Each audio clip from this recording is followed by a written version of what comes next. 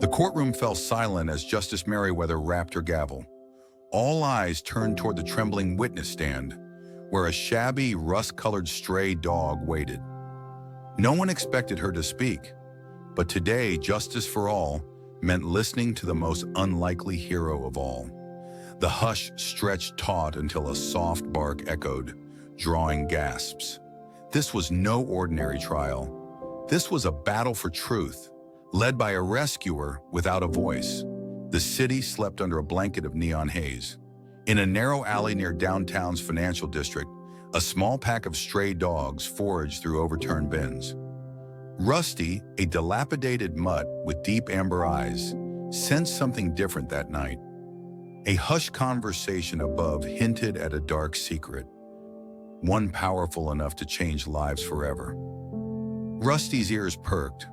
From the rooftop edge of a skyscraper under construction, two men in tailored suits spoke in low tones. "The Titan project moves forward," one said, his voice clipped. "Ensure the old mill site is cleared by dawn. No witnesses." The other chuckled. "Consider it done. Kincaid wants no delays." A flash of movement, a glint of metal. Rusty's heart pounded as he watched a briefcase dropped over the ledge. It landed with a muted thud on an abandoned pallet below. The suits whisked away, leaving Rusty staring at the sealed case, smeared with dark stains. He circled it, nose twitching. The alley's silence pressed against him, broken only by distant traffic and the soft scurry of rats. Rusty pawed at the latch, but it held firm. He knew this was no ordinary night. He would not rest until he uncovered what lay inside. Rusty sat, eyes fixed on the rooftop shadow. He recognized something familiar in the echoing footsteps. Betrayal. The innocent would suffer if this briefcase remained hidden. It began on an ordinary Tuesday. The sun hadn't yet crested the horizon as Rusty stole through the shadows behind Titan Corp's gleaming skyscraper. Hunger gnawed at his ribs, but he paused when he spotted Marla Reyes, Kincaid's trusted lieutenant, emerge from a service door. In her hand, she clutched the very briefcase Rusty had seen days before. Marla stepped under an overhang. Rain began to sprinkle, patting her coat. She opened the case, retrieved thick envelopes stamped "confidential," rifled through, then paused, brow furrowed. A spatter of crimson marked the corner of a document. Rusty lunged forward, teeth snapping. Marla shrieked, dropping the case. The envelopes scattered, among them a ledger titled "Public Funds Allocation." Rusty nudged it open with his snout, revealing entries showing millions siphoned into shell corporations. Marla cursed, scooping the papers. But Rusty's eyes had seen enough. Environmental impact assessments showing toxic dumping in Millbrook, photographs of villagers protesting, and binary code logs tying Kincaid's backup servers to unauthorized surveillance of whistleblowers. She scooped the evidence and fled. Rusty darted after her, desperate to hold on to the truth. Marla vaulted a fence. Rusty crashed into the wood, yelping. The case, now sealed, slid down a storm-drained grate. Marla's silhouette disappeared into the dawn. Rusty limped back to retrieve the briefcase, but it was gone. A storm drain gurgled, mocking him. He howled, a low, haunting sound that echoed off the skyscrapers. Yet in that howl was a vow. He would not be silent. Rusty's howl drew no help. A night patrol car rolled by. He bounded toward it, yapping frantically. The officers shooed him away. The city was deaf to a stray's warning. He followed Marla's path into a dimly lit parking garage. The air smelled of oil and damp concrete. Rusty spotted her by a sleek black SUV, Titan Corp's insignia barely visible in the gloom. She emptied a small camcorder onto the asphalt, then hit delete. Rusty leaped, grabbing the device's remote control with his teeth. Buttons chewed, footage partially corrupted, but he managed to stow the battered device under a car. Marla emerged, glancing around. Rusty flattened himself beneath another vehicle. She stomped toward her SUV, locking it with a beep. Rusty watched as a dirt-covered private jet, emblazoned with Titan Corp's emblem, taxied down the runway. Rusty traced the jet's tail numbers in the mud, N2025K. He crouched, pawed out a makeshift printout of the numbers in the dirt. Dawn's light smeared across the hangar window. Rusty knew he had to hide the evidence where someone would find it. Under a pile of tires, he nudged the remote. Maybe Clara Morales, 2 blocks away, would notice this stray's unusual behavior. His chest heaved as he retreated, but his mind buzzed. This evidence could awaken the slumbering truth. Inside Titan Corp's opulent boardroom, Victor Kincaid addressed shareholders. Crystal chandeliers hung overhead. Marble tables gleamed. His baritone voice promised innovation, profit, and community stewardship. "Our Q1 earnings beat expectations," he declared, gesturing to a holographic chart. Investors applauded. None knew the true cost. The embezzlement, the forced evacuations of Millbrook villagers, the engineered spill of industrial waste, covered up by Titan Corp's legal team. After the meeting, Kincaid retreated to his private office. He stroked Max, his purebred golden retriever, whose haircut matched the company's logo color. He whispered, "Loyalty, boy. Loyalty and silence." His cell phone buzzed. A text from Marla. "The project is complete. No traces." Kincaid smiled, sipping aged bourbon. Outside, the city hummed. But darker currents flowed beneath the surface. Currents that Rusty's scrap of evidence threatened to expose. Late that night, Kincaid stared at his reflection in the window. City lights mirrored in his eyes. He mused, how long before someone unearthed the truth? Then he laughed, a cold, detached sound. 2 nights later, Rusty's limp turned into a full-leg immobility after a rooftop escape. He collapsed outside the modest row house of Clara Morales. A dedicated lawyer, Clara noticed him as she returned from a late clinic for injured animals. Clara knelt. "Hey there, poor thing. Let's get you inside." She whisked Rusty in, cleaned his wounds, and wrapped his leg. He whimpered but licked her hand as if thanking her. When she checked his collar-mounted device, a phone casing battered but intact, she frowned at the cracked screen showing multiple file icons. She plugged it into her laptop. File number 248, a blurred thumbnail of Marla Reyes standing over a bloodstained document. Clara zoomed, fingerprints smudged on the briefcase latch. Her heart raced. Rusty leaned in, watching the screen. Clara whispered, "Who are you, boy?" "A detective on 4 legs." She opened the camcorder's menu. Inside were dozens of files, each with incriminating images. Kincaid's signature on off-the-books memos, blueprints of secret waste tunnels, and receipts for laundering funds overseas. Clara's pulse pounded.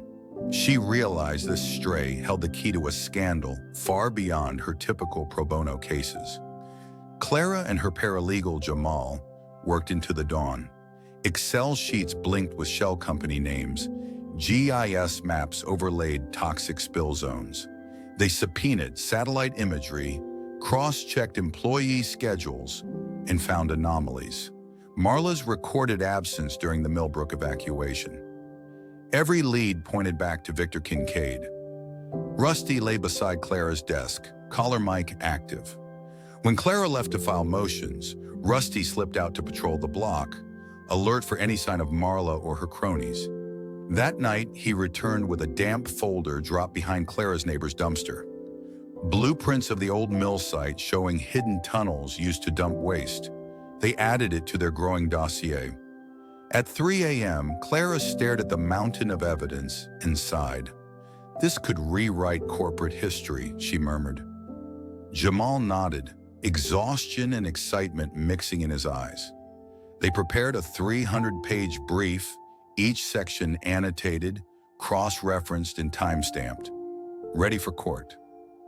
On April 4th, 2025, the day the lawsuit went to court, media cameras lined the hall. Headline banners read, "Can a stray dog take down a billionaire?" Clara arrived with Rusty in a custom-built courtroom harness. Jamal carried a USB drive containing encrypted evidence. In the gallery sat Millbrook survivors, activists, and social media influencers. Kincaid's camp hired the best PR firm, handing out glossy pamphlets praising his philanthropy. Justice Merriweather entered precisely at 9 a.m. The bailiff called order. Clara rose, voice steady. "Your Honor, we're here to prove Victor Kincaid orchestrated crimes against public trust." Kincaid's lawyer, Reed Chambers, smirked. "We'll demonstrate the plaintiff's accusations are baseless and motivated by personal vendettas against Titan Corp." The judge's gaze swept the courtroom, pausing on Rusty. "I trust the court will maintain decorum even under unusual circumstances." She tapped her gavel. The trial was underway, but neither side knew the impact of a stray's voice yet to be heard. Reed Chambers took aim at Clara's evidence chain during cross-examination. "Ms. Morales, can you definitively place this evidence in Mr. Kincaid's hands?" he asked, waving a printout. Clara answered, "Yes. GPS metadata ties the files to the Titan Corp parking garage." Chambers sneered. "You expect this court to trust metadata from a stray dog's collar?" Rusty, sensing the contempt, leapt from Clara's side, pads skidding. He bounded to the witness stand, nose twitching at the mic. Gasps filled the chamber. "Objection!" Chambers barked. Justice Merriweather held up a hand. "Let the dog remain. Counsel, proceed without theatrics." Rusty sat. The judge nodded. Clara pressed a button. The room filled with Marla's recorded voice, her panic-stricken admission about the spillage. Murmurs erupted. In that moment, the courtroom remembered itself. Cameras captured every beat. Rusty's collar played the scratch recording. Marla, voice trembling. "He said we're covering up the spillage and to shred everything if Rusty gets close." The court's hush deepened. Clara fed in the full clip as jurors leaned forward. Chambers spluttered. "This is hearsay." Justice Merriweather ruled. "Audio evidence authenticated, admitted." Rusty barked twice as if emphasizing the truth. The jurors exchanged glances. The weight of the confession settled. Clara then introduced a second clip, Marla's phone call to Kincaid, her voice urgent. "We have a problem. The mutt escaped with the files." Kincaid replied coldly, "Find it. Destroy it." A collective intake of breath echoed. With the confession admitted, Clara presented 1. Email chains, Kincaid's directives under code names Project Paladin. 2. Lab reports, samples of Millbrook water exceeding toxicity limits by 300%. 3. Whistleblower affidavits, former Titan Corp engineer under witness protection. 4. Financial logs, offshore account transfers matching public fund deficits. Rusty's collar mic recorded the jurors' whispers. Clara paused, letting silence underscore the weight of the truth. Chambers tried to discredit a report, but Rusty barked insistently, collar rattling. The courtroom chuckled. The tension broke. Clara pressed on, unflinching. By late afternoon, the defense had no recourse. Each rebuttal was met with another layer of evidence. After closing arguments on April 18, 2025, the jury retired. Clara patted Rusty's head, whispering, "You did it, boy." Outside, cameras swarmed. 2 hours later, the bailiff returned with the verdict.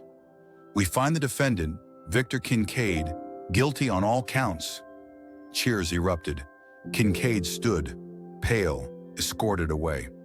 Clara hugged Rusty as tears streaked down her cheeks. Legal aid celebrated. News crawlers hailed Rusty the Stray.